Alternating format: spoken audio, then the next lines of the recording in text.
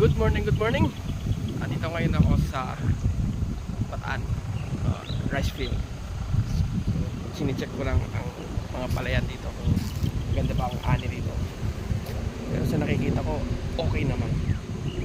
Ayos, walang problema.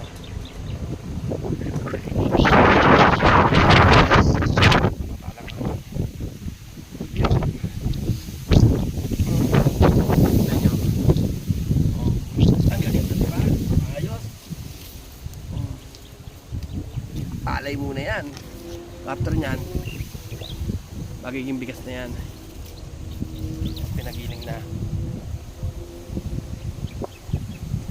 Ayos na ayos pa rito.